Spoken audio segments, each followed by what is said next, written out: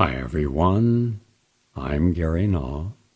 We have a lot to share beginning this new year. We're going to talk about how vitamin D can help prevent COPD patients from getting worse. Also, after that, we're going to talk about how French oak wood extract helps people with post-traumatic stress disorder, and that's a lot of people now based upon the lockdown, loss of jobs, etc. Something natural and non-toxic can make a difference. Then we're going to talk about America's apocalyptic debt crisis. Richard Gale and myself spent over 2 years reviewing everything within the financial sector to see what is our true debt at all levels, and how can we sustain a society if we have such income inequality, so many poor people. Well, in part, as we explained and wrote in an article, and I presented the facts, it's because a lot of the people who are making a lot of money are making it off debt. So we're going to let you know another part of the story today. 63 of America's largest 75 cities are completely broke. So we're going to share that with you. And to my friend Steve Brown, who sent me at 3:30 in the morning, Steve, what are you up at 3:30 for? He sent me about 1,000 major brand name stores, chains, have closed in Manhattan in the last 12 months. 1,000. Now there are tens of thousands of other stores that have been affected and many closed permanently. What does that mean for us, for people who live in the city and love the city? What does it mean? I'll talk about that. Also, what if I told you that something I predicted 3 years ago is now actually present? Quote, brain reading technology is coming. The law is not ready to protect us. And then it'll go into some depth about what is now being promoted. Remember, they're never going to promote something if they don't have it ready. It's like watching a coming attraction trailer of a movie, and they wouldn't give you the coming attraction if the film wasn't ready. So it's there. Well, would you want someone to read every memory? Once they tap into a neuron and they can determine what that message is, and they've been able to do that with artificial intelligence, they can read everything that you've ever thought, every thought you've ever had. Would you want that? Well, it's here, and that's important that we know that and have that discussion.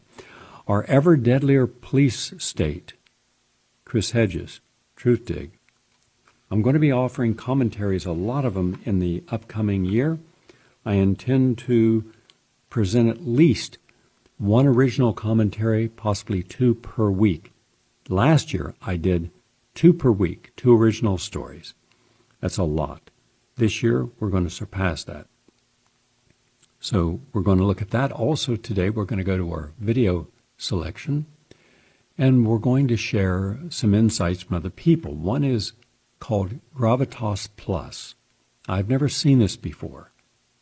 And when I looked at it, it was a woman reporter. I believe that she is from India. I'm not aware. It's not out of the United States. But she did a brilliant commentary on who will bear the cost of the pandemic, or should. And then I'll ask for your input as well on that. And time permitting, Brendan O'Neill, if not today, tomorrow, 2020 saw the most hysterical display of wokeness we've ever had. And I'll let him share his thoughts. You can respond in return. So we have a lot to share today. And by the way, most people listen to this program on the archives. So write down the numbers so you can call and get an archive show downloaded. 641-793-9592. 641-793-9592. Or you can listen live, Monday to Friday, noon to 1 Eastern Standard Time, Tuesday, 7 to 8. And our Listen Live number, always write it down so you have it with you, 774-337-9888. 774-6033, 774-337-6033. Now, I want to go through our health and nutrition segment because there's a lot to share. And by the way, also about vitamin C. Let me just start with vitamin C. This is from University of Iowa. High doses of vitamin C to improve cancer treatment passes human safety trial. That's good. This was published in the peer-reviewed journal Cancer Cell. And it's showing that 800 to 1,000 times the daily recommended amount of vitamin C as a potent strategy to improve outcomes of standard cancer treatment. So the university researchers also show pathways by which altered iron metabolism in cancer cells and not normal cells lead to increased sensitivity to cancer cell death caused by high-dose vitamin C. Quote, this paper reveals a metabolic frailty in cancer cells that is based on their own production of oxidizing agents that allows us to utilize existing redox active compounds like vitamin C to sensitize cancer cells to radiation chemotherapy. All right? So that's good that they're now looking at high doses. Now here, and I hope that they continue with this, because anything that helps a cancer patient that is not toxic to the patient or doesn't increase their risk of dying from the treatment as current therapies do, in fact, we'll be presenting the definitive article on natural approaches to cancer and what works or does not work in orthodox therapy within the next month. It's a large paper. It's about 100 pages long. We'll post it.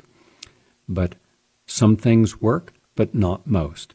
In fact, 50% of all cancers, once treated, the patient can develop a secondary cancer from the treatment itself. Chemotherapy and radiation are highly carcinogenic. So what can we do? Well, at the Tri-State Healing Center for 20 years, we use no chemotherapies. Instead, we use high dose of vitamin C, higher than the doses that they're suggesting here, even though they're saying it's very high. High, but when you saw the results we were getting with 1,200 people with full-blown AIDS, not one died, and 18 completely reversed their HIV status and were totally healthy. Breast cancer, ovarian cancer, dementia, heart disease, all the different people that were treated, thousands of patients. And by the way, all 1,200 AIDS patients were treated free. And but we were doing astronomical amounts of vitamin C, and it worked. And also other nutrients, glutathione, detoxification. All disease benefits from a detoxification process. Hence the green juices, chlorophyll-rich juices, wheatgrass juice, and barley greens, and spirulina and chlorella, and then just drinking juices. But you got to cleanse the body in order to rebuild it and build a new immune system. Also, from Rutgers University comes a study that heart and liver disease is linked to antioxidant shutdown. Rutgers scientists have discovered that a protein which is supposed to prevent cell damage is not working efficiently in laboratory mice with heart and liver disease. A protein that should help fight infection and keep us healthy may be targeted for treating devastating illnesses like heart and liver disease. This was published in Molecular Cell. And this is caused by oxidative stress. Now, you've heard me mention oxidative stress thousands of times, meaning too much oxygen that damages healthy cells and allowed the release of harmful molecules called free radicals, which resulted in serious illness, one of the body's first lines of defense. And the cell's antioxidant response system is supposed to prevent these harmful invaders from causing a domino effect and damaging cells. Let me give you an example. Let's say you go out for a run, and it's not a long run. It's a good run, 6 miles around Central Park. If you just got up and went out and went it for that run, you've created a massive amount of oxidative stress, meaning you've increased your strength, your endurance, your stamina. You've burned body fat. All that is good, but there's also a negative side, oxidative stress. Free radicals. You've prematurely aged your cells. Now, you won't notice it then. It might take 5, 10, 15 years, but you will notice it. There'll day come when you no longer have the same use because you didn't compensate. I call it the laws of compensation, to the degree that anything, a virus, a bacteria, a parasite, nutrient deficiencies, genetics, environmental concerns causes an imbalance, you must rebalance in excess of the imbalance, meaning the energy. The intent is, I'm going to exceed this disease process, this deficiency process. I'm going to make sure it doesn't happen. So then the good way of doing this would be you would take your vitamin C and coenzyme Q10 and magnesium, etc., before you go out for a workout, and then when you come back from the workout, you're compensating. So you're compensating for the free radicals and oxidative stress. The trouble is, very few people ever do this. There's almost never compensation. As a result, we're getting something that we want, like we eat a pizza and it satisfies our appetite and cravings, but then we have all this mucus producing and gluten from the pizza and dairy with the genetically modified organisms in there, and the excess amount of protein and the meat. All of that is going to cause free radicals. It'll damage your intestine. It'll damage your stomach. And heterocyclic amines from the heating process of the pizza itself will damage our heart and our arteries, clogging our arteries, causing lesions. So what are you doing to compensate? Well, how about nothing? Because generally speaking, if someone is so directed not to eat the right foods, they're not going to be conscious about doing something to help themselves beyond the consequences of not eating the right foods until they have the tipping. And once the tipping occurs, then you've got some serious problems. And by the way, from the Medical University of Vienna, a plant peptide could prevent the onset of multiple sclerosis. This is really good news because it's a crucial development in the treatment of multiple sclerosis, together with a team of researchers from Australia and Germany and Sweden.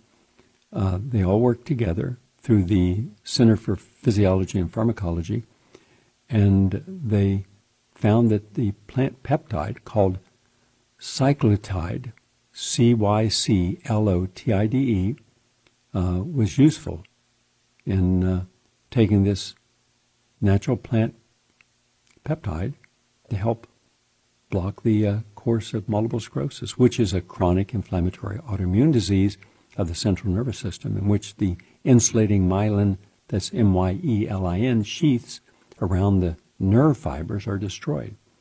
And it's progressive. And it forms the attacks or episodes. And by orthodoxy, it's currently incurable. We had a person on the show just a couple of weeks ago who was completely cured. There have been several people who have been completely cured. But those are individuals, and therefore there's not a study. If I did a study of just multiple sclerosis, I'm pretty sure that we would have been able to show that this is important. Anyhow, this is just one piece of a puzzle, but at least it shows you that something new that adds to our ability to get healthy and stay healthy, and that's important. And also, I want to share some things on the environment in a moment or two as well. But let me tell you about this vitamin D I mentioned at the beginning of the program. According to this research published in Thorax, vitamin D can help all the patients with chronic obstructive pulmonary disease, or COPD. In this meta, meaning many, analysis, they looked at 3 randomized controlled trials which took place in the United Kingdom, Belgium, and the Netherlands. And they identified the people, and what they all had in common was they were low in vitamin D. So when they gave them sufficient vitamin D, that would be minimal 2,000-3,000 units a day, they were far less likely to experience worsening symptoms and lung attacks. And patients who already had higher levels of vitamin D, that was good for them as well. So if you want to protect your lungs, especially if you suffer from COPD, now there's a good study showing that it works. And for those of you suffering from post-traumatic stress disorder, it's not just DIs anymore with all this happening. They found that 300 milligrams of French oak wood extract, that's a liquid, daily for 4 weeks,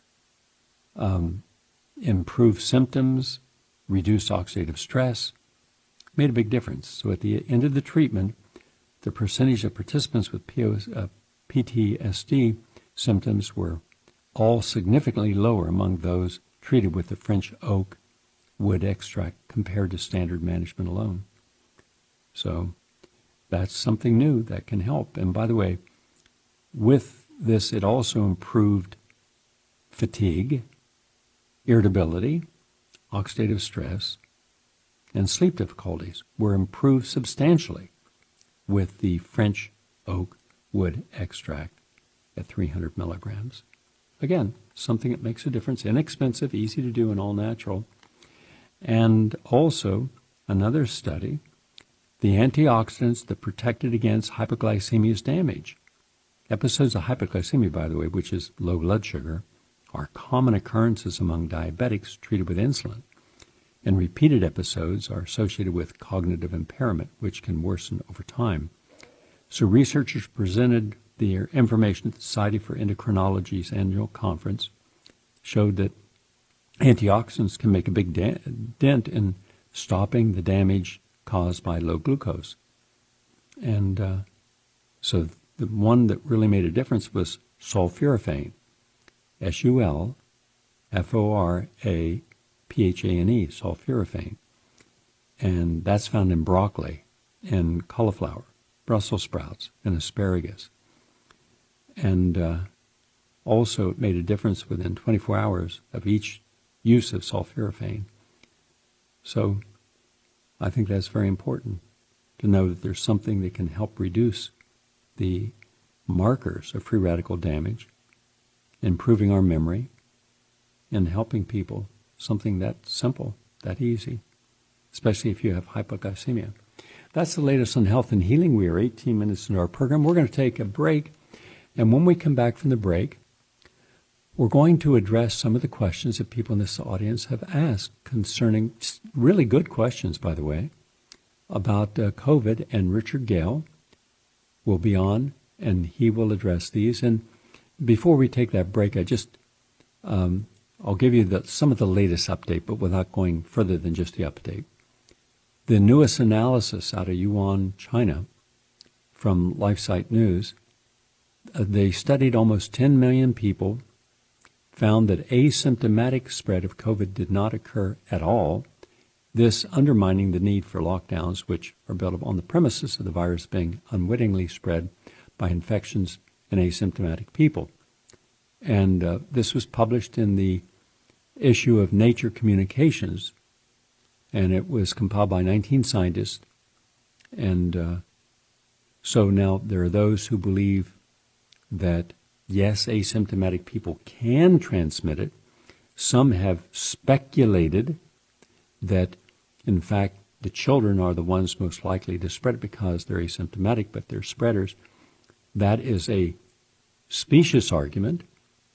So like wearing masks, there are those who believe that the mask will protect you from the virus, and those who have science also on their side showing, no, it won't. And they both have arguments. I'm just letting you know that this is long ago. The science has been thrown on the garbage heap of history, because what we have is we have economic and political interest controlling everything on COVID now. But the good news is, and you'll hear it from one of the top lawyers tomorrow, there are lawyers from all over the world who are lining up and suing some of the earlier scientists, especially the scientists in Germany who patented a PCR antibody or PCR test to determine, do you have the virus? And it was shown that the amount of replications you had to do to see if the virus is there was 40, and at 40, you just have dead debris. You don't have anyone infected at 40, and yet that was the basis of all of these positive reactions, false positives, turns out, and then because all the false positives, politicians freaking out and then doing lockdowns. So now the people who are making the difference. Remember, it was the lawyers who took the information to show that all 7 of the major tobacco industries CEOs lied before Congress when they said they didn't have any evidence that their tobaccos were addictive or harmful or cause cancer, emphysema. They lied. They did know. None of them had to go to jail. None of them lost their job. It was also the lawsuits that brought down Monsanto and its glyphosate. It was also the lawyers who brought down the asbestos people and the Native Americans, Navajo, who were working the trailing mines out west, and knowing that they didn't know, but the people in the mines and the government knew that they were getting high doses, unhealthy doses of radiation, and they ended up with cancer years later. So now it's time for the class action lawsuits and to see the truth, and it'll come out in depositions, discovery, and trials. We've been lied to. Is it a real virus? Yes. Is Fauci right when he says that it's natural? Well, then ask Fauci this. A real reporter would do their homework and know. How is it the CDC patented the coronavirus? The law says you cannot patent a natural substance of any type.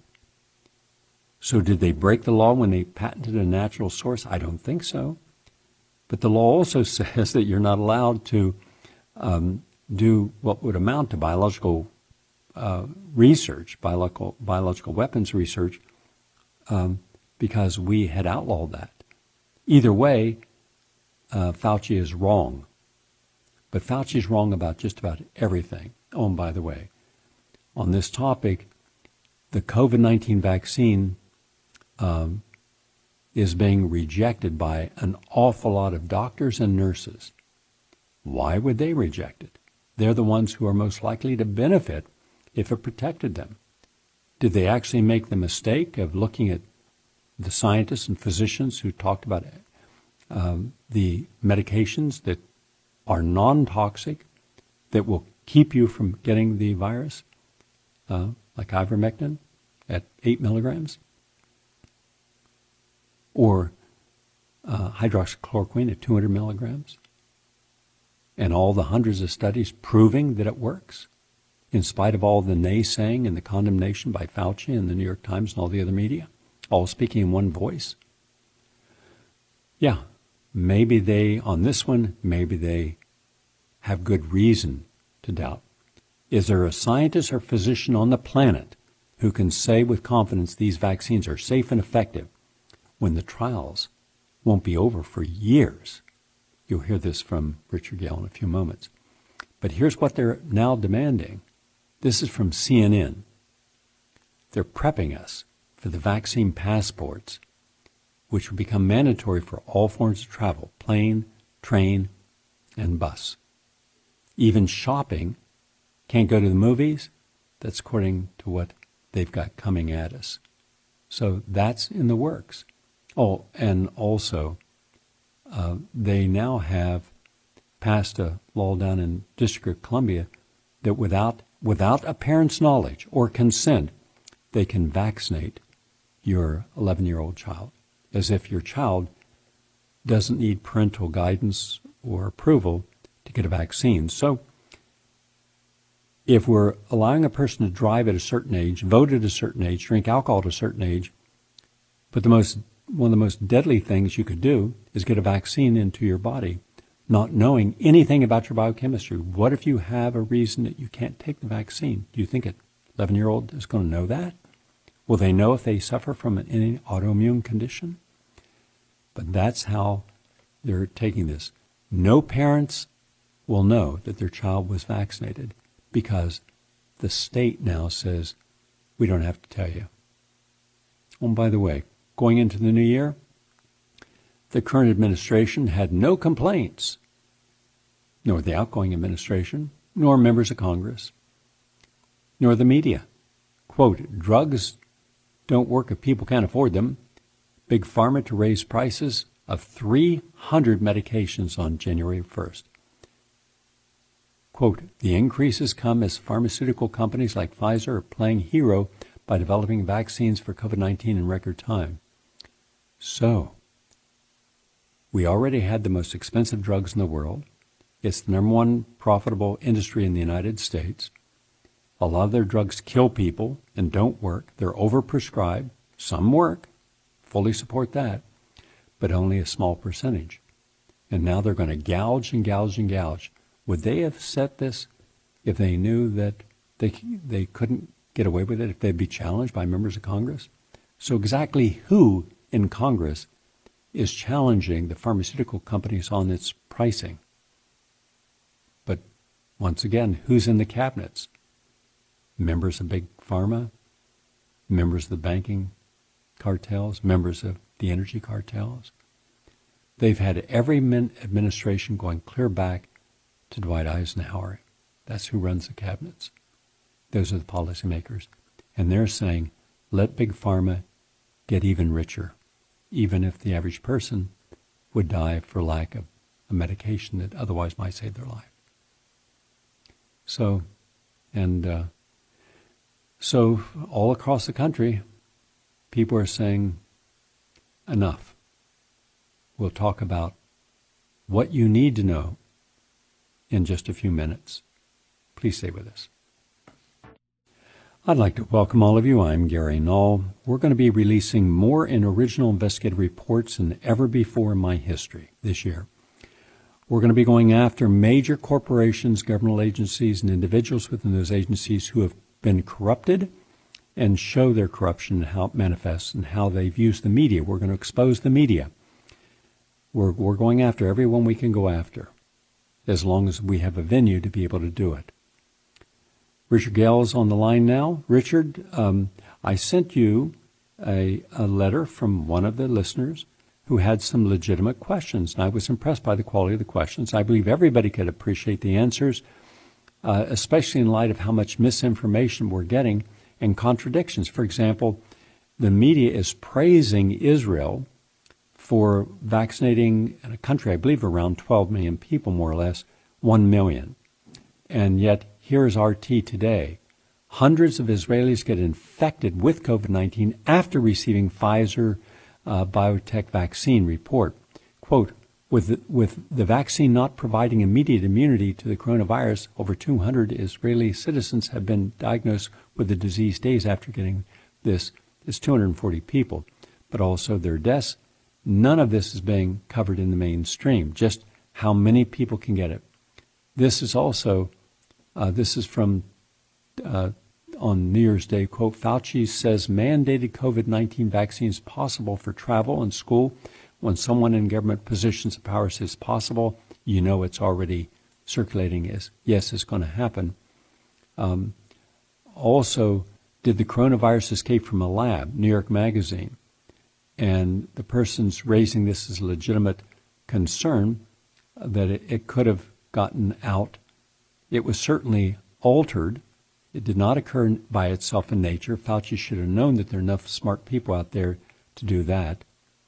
So again, we're being lied to nonstop. And also what vaccine trials? You know, the Ian Davis of Off Guardian wrote an interesting article. Quote, COVID-19 vaccine trials appear to have caused some confusion. Hopefully they'll iron it out.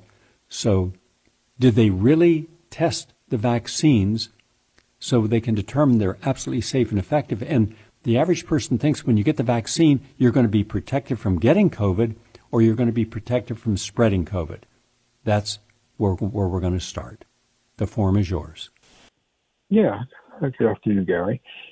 So I think I'll just go through these questions that this listener raised because I thought they were pretty good questions. And also there's some assumptions that are made. So let's kind of clear that up too. Number one, let's remember again that these vaccines have been rushed very, very quickly to market.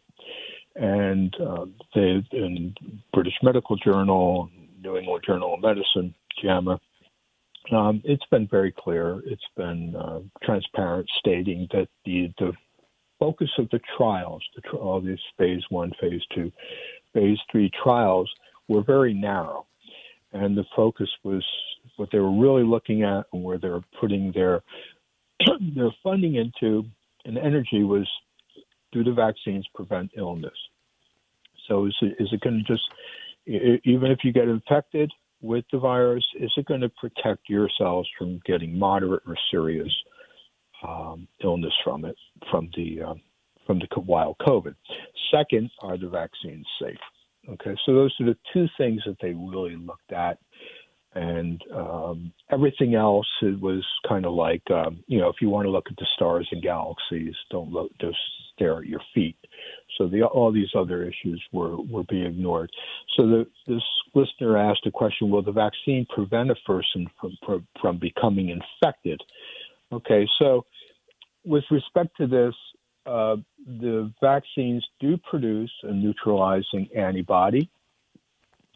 And the first study that was, so for how long do these neutralizing antibodies last before they begin to wane? And the only real study on that was concerning, I believe it was the Moderna vaccine. Yes, Moderna vaccine. It was done by the National Institutes of Allergies and Infectious Diseases, published in the New England Journal of Medicine last month. And this was only a first published preliminary analysis of how long those vaccines will protect you. Okay, and it was much less than what they were hoping for. They observed a drop of 50 to 75% within 3 months. The problem with the study was that they only looked at 34 people. Okay, so there are only 34 people who had received both shots of the vaccine that were looked at in this analysis. And I looked at the charts, so I saw the charts of the study, and what you notice is that for those in the 18-55 age group, the decrease in the waning of your neutralizing antibodies to provide the protection was less. You look at the 56 to 70 year age group, it was more rapid. And then when you look at those 71 years and older, the decline of your neutralizing antibodies to provide the protection was much steeper. So, and in several people in each of these groups, the decline was very significant. So, this repeats a pattern that we already know, because Moderna has also been using its mRNA technology for a couple of flu strains, and there has been studies on those as well, and it's showing the similar pattern of these dramatic antibody drops, where it's only probably good for up to 6 months, and then there is a drop of up to 90% of your neutralizing antibodies. So this raises a question, and I don't think none of our health officials nor the companies themselves have any certainty. If you are facing a 25 to a 50% drop in your antibodies in 3 months, as I say, give them a benefit of the doubt of up to 6 months, how long are you going to be protected for? Okay, so that's that question. Then the second question was, if a vaccinated person becomes affected, can that person then infect someone else? Well, theoretically, a vaccine should stop both an infection as well as transmission to spread, but based on this data, that's been released, and there is a lot of data that has not been released. It's being given out in piecemeal. It seems very unlikely, and I think when I think about that, remember the virus is entering through the upper respiratory tracts, so it's either through your nose or through your throat. And those are protected by a mucosal layer, the layer of mucosal lining, right? And so that mucosal layer, it's good at slowing things down from getting into you, but it also acts as a barrier for things like your antibodies, right? I mean, this is almost common sense if you just think about it. This is not rocket science. So certainly, like antibodies, and certainly for cells from getting out and meeting the virus as it comes in. So it seems quite, and we know this from, let me just say, from, and there's a lot of research on this. This is the same case with people that have been vaccinated for the flu. That we still know that you can infect someone else, even though you yourself have been vaccinated. It protects you, protects your cells, but that doesn't mean the virus isn't still lingering around, and that you're inhaling or coming in contact with people who who can transmit the flu. So clearly, I think this is also why the health officials and Fauci and others say that even if after you get vaccinated with this COVID virus, you should still be social distancing and wearing a mask. It's just another way of saying you can still get it, and yes, you can still transmit it to somebody else. The next question the person was asking was I'll read it. The primary purpose of the vaccine is to cause the body to develop antibodies to the spike protein of the COVID virus. In referring to the Pfizer trial, I believe here, of the 21,000 participants vaccinated group, how many developed antibodies based solely on having been vaccinated? The Pfizer only released data analysis on December 14th with respect to those, and they only released data for 37 participants of the 21,000 that received the vaccine in the trial, and they showed that all had generated neutralizing antibodies as well as T-cell responses, and they were claiming that the vaccine could protect from 19 different strains of coronavirus, which seems feasible. I'm not going to argue against that because they're working with the specific spike protein that is common for all these coronavirus strains. So I have no problem with that. Next question was concerning the placebo group. How many of them developed antibodies? And I'd have to say, no idea. I can't locate any data on that. Another question was based on, that they were looking at only 8 of the 21,000 participants in the vaccinated group that became affected, thereby claiming a 95% efficacy rate. And so they're asking about, based on only the 162 participants in the placebo group becoming affected, what is the percent of effectiveness for the placebo group? This is a hypothetical question.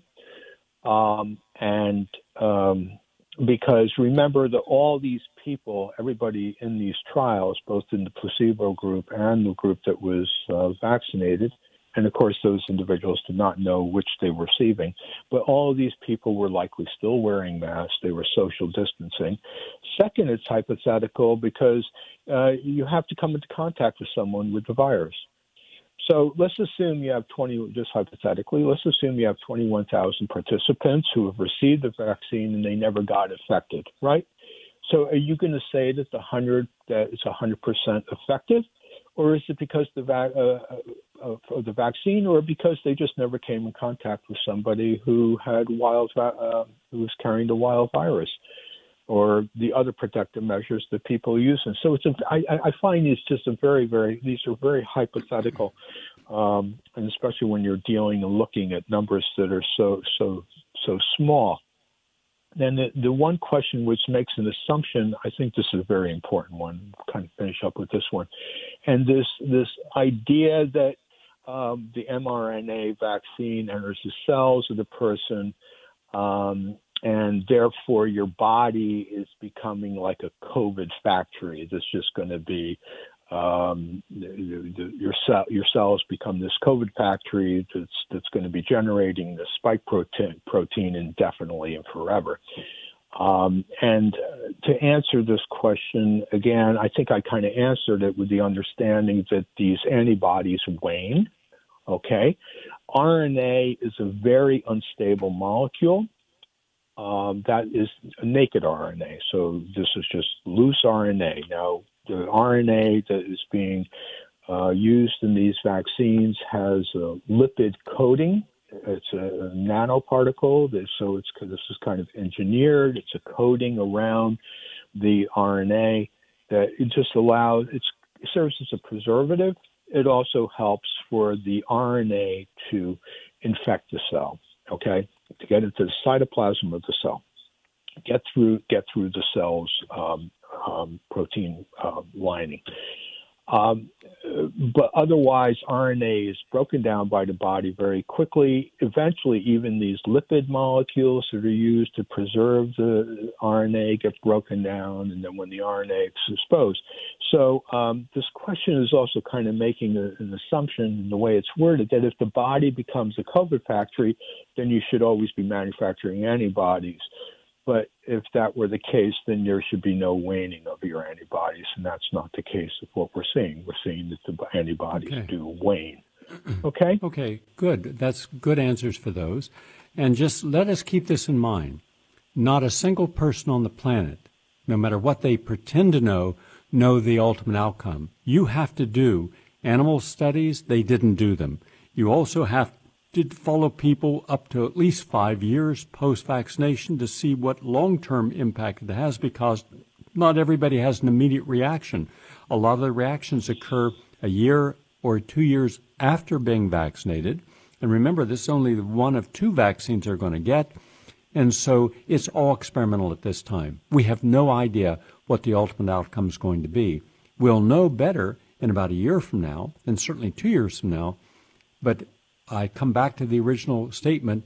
If we were giving people the proper scientific information on how to build up their immune system naturally, and for the frontline workers or those most susceptible in nursing homes or other critical care centers, if we gave them ivermectin and zinc and or hydroxychloroquine at preventative levels, there'd be no need for vaccine.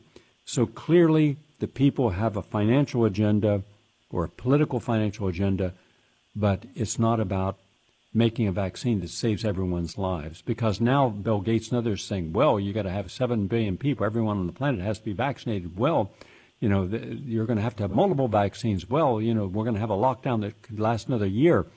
That, from a person who has no background in science, nutrition, immunology, virology, none of it. He's a business person. And just look at how bad the outcome of his projects, his philanthropic projects, would help him and his foundation, but not the world. Thank you. Appreciate Richard coming on. Thank you. Now, I want to share this with people before we, I'm told we have someone in studio. I'm going to quote verbatim here. Quote,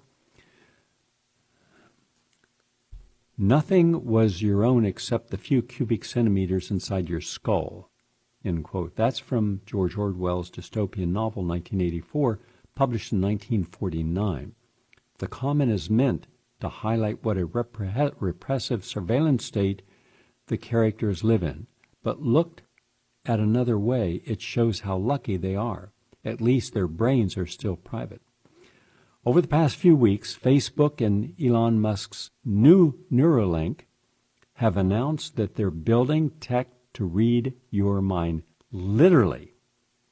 Mark Zuckerberg's company, Facebook, is funding research on brain-computer interfaces called BCIs that can pick up thoughts directly from your neurons and translate them into words. The researchers say they've already built an algorithm that can decode words from brain activity in real time. And Musk's company has created flexible threads that can be implanted into a brain and could allow you to control from your smartphone or a computer your thoughts. Musk wants to start testing the humans this year. Other companies such as Kernel, Emotiv, and Neurosky are also working on brain tech. They say they're building it for ethical purposes. Of course they are. Like helping people with paralysis control their devices. So it may sound like science fiction, but it's here. What are your thoughts? Do you have a problem giving over your brain? We've given over our body. We've given over our body politic. We've given over our freedom. We don't challenge or march or demonstrate against asset forfeiture, which I believe is now up to $70 billion. The police have stolen from us. We've given over all the progressive causes. You won't find a single progressive cause anywhere. I looked at the Democratic platform, not one. No, you've given those away. Real progressive causes, you would have no money allowed in elections. You would repeal Glass-Steagall. You would reinstate the ability to have major corporations or lobbyists not influence You would stop the revolving door. You would have Medicare for all. You would stop all of the home foreclosures. There's so many things that you would do if you were truly progressive. So that's all been given away. So why should you care? Why not give, someone, a company, the rights to your brain if they gave you something in return? And that seems to be where we're at, some quid pro quo where we have given over all of our rights. 888-874-4888. I'd like to hear what you had to say. Now, I'm going to hold off for tomorrow to play this Brendan O'Neill because it's a very important piece. And if someone calls in about the move now to, in effect, to commodify your brain, remember, they only want what's in your brain because that's the last bastion of freedom that you have. Nobody knows what's in your brain unless you choose to share it. But just ask yourself, would you want every thought that you've ever had, because every thought you've ever had is still in the neurons? You may not recall it all, but what would they do with all these thoughts? What would they do? Well, there's a lot that they can do. It's all bad. Let me give you an example of one thing. This is from the Tampa Bay Times, a major paper. Quote, Pasco sheriff uses grades in abuse history to label school children potential criminals.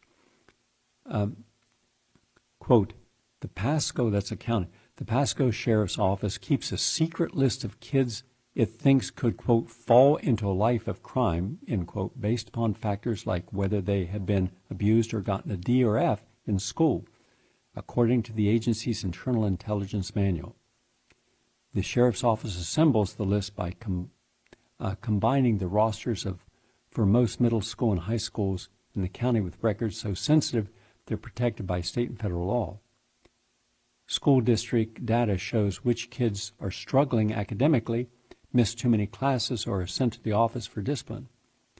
Records from the State Department of Children and Families flag kids who have witnessed household violence or experienced it themselves.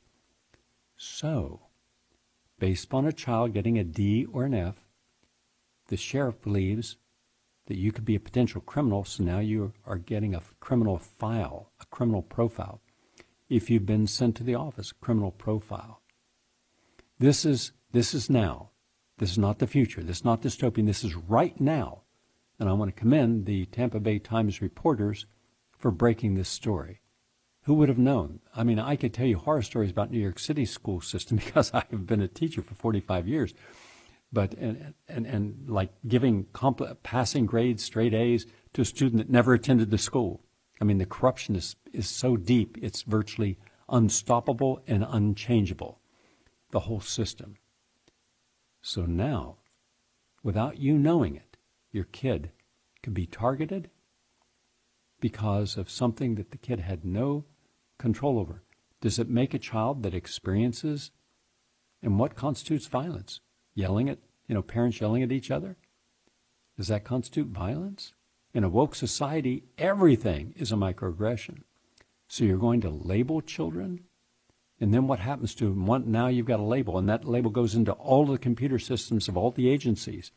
What chance does that child have of getting into another school or getting a job if everything is going to be computerized? And what do you think the outcome would be if someone knew what you were thinking? What's your worst thought? Then you would see the consequences of overstep. And where's the agencies protecting us? Where's the American Civil Liberties Union? Where are these people? Not on this case. I don't see any calls coming in right this moment. If one does, I'll be happy to take it. I'm going to finish with this. I would like to be optimistic that the new administration will be better than the last administration, which would be better than the administration before them. I don't see that happening. And there's a few reasons why. Just take a look at the exact things that Barack Obama and Joe Biden did together. They reneged on its promises to end oil and gas extraction in the Arctic. Instead, they opened up the northern coast of Alaska to exploratory drilling in March 2010. They promised to do away with nuclear arms once and for all. Remember that? That was a good thing. Then turned right around and committed $1 trillion to building new nuclear stockpiles. They failed to prosecute any of the people involved in the 2008 financial crisis. Remember all those people who caused the crisis to happen that impacted all of us? There was even a piece of legislation created by Senator Al Franken to create a firewall between bond and rating users. They squashed that. What happened to their promises to close the revolving door where thousands of lobbyists and policymakers could then impact the White House staff? They actually increased it. They carried out 1,000% more drone strikes than the Bush administration. They killed over 4,000 innocent civilians. Did you hear Joe Biden or Barack Obama or Michelle Obama apologizing for the murder of 4,000 innocent civilians? No. Remember, they were going to be the most open and transparent administration in history. They refused more Freedom of Information Act requests than any other administration. They used the Espionage Act to prosecute whistleblowers. Now think of that for a moment. How is it that you call yourself a progressive and the people exposing crimes are the people like Julian Assange or Snowden, who are now in either prison or in exile? But the people who they exposed, nothing happens to them. Also, weren't they the ones who said we're not going to allow torture, then turned right around and secretly authorized the CIA to continue renditions, secret abductions, transfers of prisoners to countries that cooperated with the United States? They continued all of that. Oh, by the way, they built those cages and deported 3 million people from the United States, in excess of all other presidents in the 20th century combined. And so before you buy what someone says to give them power, look what they've done to see if they deserve that power. I'm Gary Null. Thank you all for listening and have a nice day.